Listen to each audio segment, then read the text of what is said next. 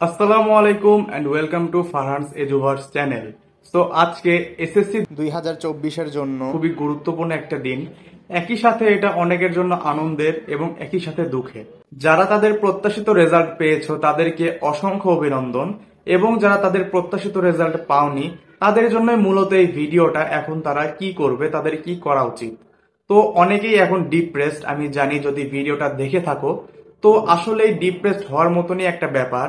তুমি যেহেতু এই 2টা বছর কষ্ট করেছো, পড়ালেখা করেছো, অনেক কিছু স্যাক্রিফাইস করেছো, তবুও যখন তুমি তোমার প্রত্যাশিত রেজাল্টটা পাওনি, যে কোনো একটা কারণে হতে পারে, সেটা অসুস্থতা অথবা যে কোনো কারণে প্যানিক অ্যাটাক, বিভিন্ন কিছু হতে পারে। এবং এটা সবসময় মনে রাখবে, সেটা হচ্ছে এই ভিডিওর মেইন কথা, যে ভাগ্যের ওপরে কিছু নেই। এবং এইটা শুধু তোমাদের এসএসসির জন্যই না, তোমাদের জীবনের প্রতিটি ক্ষেত্রে এইটাই সত্য। তুমি চেষ্টা করবে, তুমি তোমার 100% দিবে, আর বাকিটা হচ্ছে ভাগ্য। আর পরিশ্রমীদের আল্লাহ কখনোই ফেরান না। হয়তো এইটা তোমার পরীক্ষার উপরে আলাদা একটা পরীক্ষা, যেটা হচ্ছে ভাগ্য। তুমি এই পরীক্ষায় খারাপ করলে প্লিজ ডিপ্রেসড হও না। তোমরা যে কান্নাকাটি করবে এটা নর্মাল ব্যাপার। আশেপাশ থেকে বাবা মা কিছু বলবে, আত্মীয় স্বজন কিছু বলবে, এইটাই নর্মাল। কেননা তারা তোমার খারাপ চান না। শুধু তুমি পরিশ্রম করনি, তুমি যে পড়াশোনা করেছো চিন্তা করে দেখো, এর পিছনে কিন্তু তোমার বাবা মায়েরও কিন্তু ত্যাগ রয়েছে। তুমি যখন পড়েছো তারা জোরে টিভিতে ভলিউম দিয়ে শুনে নাই। এমনও হয়েছে তাদের কোথাও একটা ফাংশন হলো, সেখানে তারা অ্যাটেন্ড করে নাই। এরকম বিভিন্ন ত্যাগ তিতিক্ষা কিন্তু তোমাদের পাশাপাশি তোমার প্যারেন্টসরাও করেছেন। তাই তাদের একটু হতাশ হওয়া অথবা কোনো একটু কথা বলা, সেটা কিন্তু স্বাভাবিক। এটা কিন্তু তোমরা মনে গেঁথে নিবে না, এটা তোমরা মাথায় রাখবে। এখন যে ভুলগুলো করেছো, যদি ভুল থেকে থাকে, অনেক সময় ভুল না থাকলেও অনেকে কিন্তু প্রত্যাশিত রেজাল্ট পায় না, সেটা হচ্ছে লাক। এটা খুবই কম হয়। যদি তোমাদের ভুল হয়ে থাকে, সেই ভুলগুলো থেকে তোমরা শিক্ষা নেবে, যেন তোমাদের এইচএসসি তে কোনো ভুল না হয়। তো যারা কান্নাকাটি করছো, কি করবে? কান্নাকাটি শেষ, ঘুম দাও। কান্নাকাটির পর ঘুম ভালো হয়। তো ঘুমানোর পরে মাইন্ড ফ্রেশ হওয়ার পর সবকিছু ভুলে গিয়ে ভবিষ্যতে চিন্তা করবে এইচএসসি। এইচএসসি তে কিভাবে তোমাদের বেস্টটা দিবে, সেই লক্ষ্য এখন থেকে লাগবে। কি রকম টিচার লাগে, কি কি গাইডলাইন ফলো করতে হয়, সবকিছু একটা প্ল্যান বানিয়ে নিবে, এবং সেই লক্ষ্যেই তোমরা স্থির থাকবে। এবং যা হয়ে গেছে হয়ে গেছে।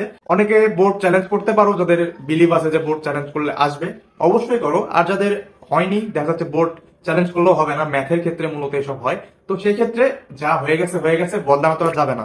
আর অবশ্যই তোমরা যেন অন্য কোনো ভুল ডিসিশন না নাও, কেননা এসএসসি খুবই সামান্য একটা বিষয়। তোমরা যখন এক সপ্তাহ পার হবে, তখন তো কেউ জিজ্ঞেস করবেই না, এবং ফিউচারে তোমাকে কেউ জিজ্ঞেস করবে না।